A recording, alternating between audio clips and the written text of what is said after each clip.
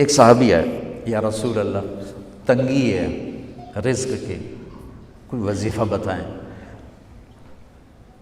کتنے لمبے لمبے وظیفے لوگ پڑھ رہے ہیں کہ کاروبار کھل جائے اور روزی بڑھ جائے، کتنے لمبے چوڑے، کتنے کتابوں میں ایڈے ایڈے بڑے وظیفے لکھے پہ، پڑھوں جو بندہ بڈھا ہو جائے۔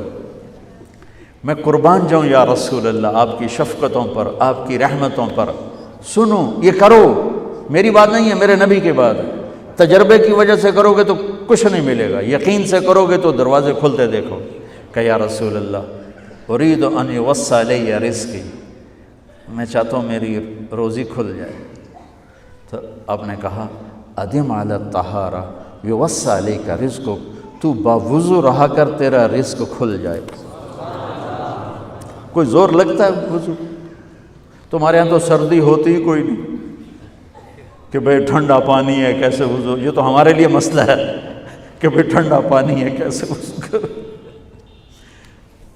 وہ ہمارے گاؤں کا مراسی مجھے مل گیا، میں نے کہا چل نماز پڑھے گی، نہیں جی میاں جی سردی بڑی نہ لے جاؤ، سردی بڑی، مراسیوں کو سردی زیادہ لگتی ہے۔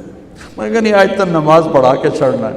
میں اس کو لے کے جب وہ ٹوٹی پہ بیٹھا نا، جو ہی ہاتھ پہ پائیں، اوہ حالے ہو ٹھنڈا پانی، اوہ حالے ہو ٹھنڈا پانی۔ تمہارے لیے تو یہ مسئلہ بھی نہیں کہ ٹھنڈا پانی۔ میرے نبی کی یہ سارا مجمع لے لو، یہ اوپر مستورات لے لیں، ادم علی الطہارہ یوسع علیک رزقک، میرے نبی نے فرمایا باوضو رہنا شروع کر دے، اللہ تیرا رزق کھول دے گا۔ اب یہ اللہ رسول کی آپس کی بات ہے تو میری بات ہوتی تو دیوار پہ مار دو، تجربہ کرو۔